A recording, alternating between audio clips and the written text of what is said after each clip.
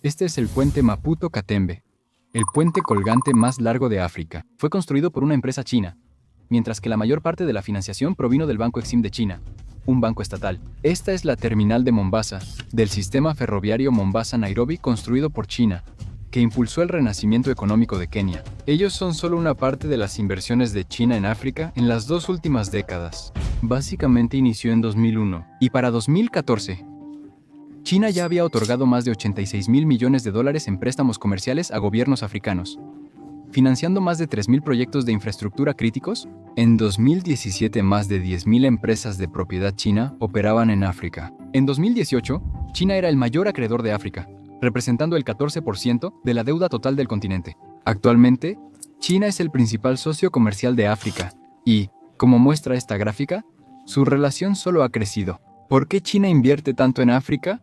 La respuesta corta: influencia. ¿Y la influencia en África, que es el continente más rico del mundo en cuanto a recursos naturales y minerales, es enorme? Esto forma parte de la Iniciativa de la Franja y la Ruta de China, o Iniciativa de la Franja y la Ruta. El objetivo principal es construir nuevas rutas comerciales que conecten a China con el resto del mundo, y así establecer un enorme mercado interdependiente para China. Es básicamente la versión china de una ruta de la seda del siglo XXI, algo que Europa ya no puede ignorar. En febrero de 2022, en la sexta cumbre de la Unión Europea y la Unión Africana, la Unión Europea anunció un financiamiento de 171.000 millones de dólares para competir con la influencia de China en África y apoyar proyectos en el continente. Este financiamiento se distribuirá a lo largo de 7 años y representará la mitad del capital total del bloque asignado a sus planes de puerta global. Presentado como una alternativa a la Iniciativa de la Franja y la Ruta de China, se invertirá en varios sectores, incluyendo energía verde, salud, educación,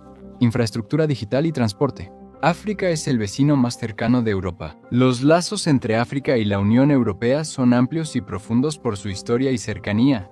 Pero esto no es necesariamente bueno, considerando cuál es esa historia. Europeos y africanos tienen una historia colonial compleja que aún influye en sus relaciones. Pero eso es decirlo suavemente. Los africanos confían más en China que en Europa, y esta gráfica lo muestra bastante bien. China está en la cima, y la antigua potencia colonial es la más odiada, sin mencionar que también es la menos querida, solo después de Rusia. Ahora, China lo sabe. El actual presidente chino, Xi Jinping, ha hablado constantemente sobre las similitudes entre China y África, a manos de las antiguas aspiraciones coloniales de Europa, y su hermandad inquebrantable forjada en la lucha contra el imperialismo y el colonialismo durante los últimos 65 años.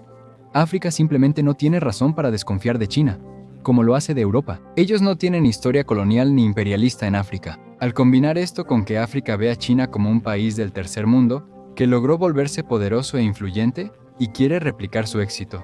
Entonces, ya sabes, Europa básicamente está luchando una guerra de influencia imposible de ganar. Luego está el asunto de los préstamos en sí. La Unión Europea ofrece generosos préstamos y subvenciones a África, pero su entrega es bastante complicada. En muchos países de África, el dinero llega con burocracia y sermones sobre derechos humanos. Lo que la Unión Europea llama buen gobierno, para las naciones africanas puede ser burocracia. Compare esto con China, cuyas políticas de préstamos y subvenciones sin condiciones facilitaron el acceso a regímenes africanos rechazados por Occidente por violaciones de derechos humanos. Los líderes, algunos de los cuales son dictadores, pueden simplemente aceptar estos préstamos sin que se les exija rendir cuentas a cambio. Lo hacen, y luego amplían relaciones comerciales. Así surge una toma de control comercial china en África. Entonces, ¿qué puede hacer la Unión Europea? En esa cumbre de la Unión Europea y la Unión Africana, los líderes africanos pidieron cambiar la mentalidad en sus relaciones. África quiere dejar de ser vista solo como receptor de donaciones y ser tratada como socio igualitario. La Unión Europea realizó grandes esfuerzos para mostrar una asociación igualitaria con África mediante campañas de relaciones públicas para ganarse al pueblo africano. Otra cosa que parece estar ocurriendo es el cuestionamiento de los préstamos de China a África. Si observas este mapa aquí, todos estos puntos rojos iluminados son proyectos financieros importantes o donaciones políticas que China ha aportado a África, totalmente financiados por la propia China a través de préstamos y subvenciones. Ahora hay muchos en todos lados y no es malo. Probablemente China ha ayudado más a África que Occidente en este siglo, pero es una cuestión de vulnerabilidad. Desde 2010, un tercio de la red eléctrica y infraestructura de África ha sido financiada y construida por empresas estatales chinas. Luego está la vulnerabilidad digital.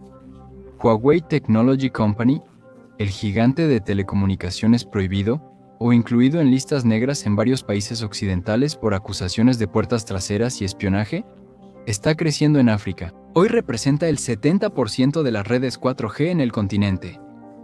Ve este gráfico. Aunque no hay muchas marcas rojas, podrían aparecer. Existen los llamados middle boxes, ocultos al usuario final. Estas estaciones reenvían, filtran y manipulan información. En Burundi, el gobierno bloquea medios que critican al presidente. Así que, para todos los países que están en rojo actualmente, la censura está ocurriendo en este momento. Ahora, eso es mucho poder en manos de China, algo por lo que Europa actualmente planea luchar. En cuanto al sector energético, la energía verde es algo que África desea.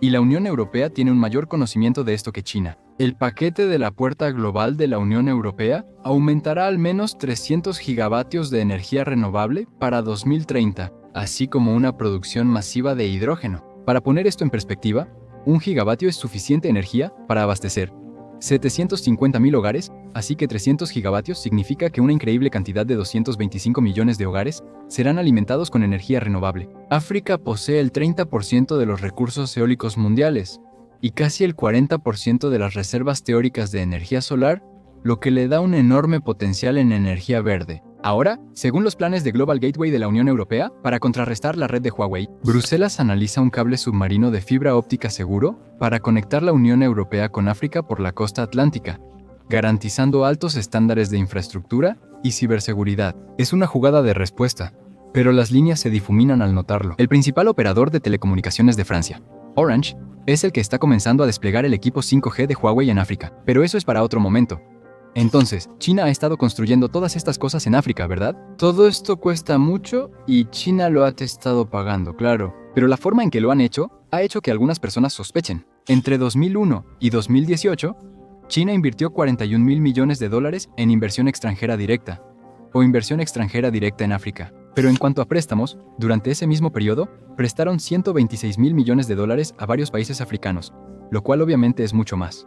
Algunos ven esto y lo llaman trampa de deuda, que básicamente es cuando un país desarrollado otorga montones de préstamos a países subdesarrollados o en vías de desarrollo para que puedan desarrollar su infraestructura. Muchas veces, estos países no podrán devolverlo, y si no pueden pagar sus préstamos en un cierto periodo de tiempo, entonces el país desarrollado toma el control de sus rutas comerciales, o algo muy importante a cambio.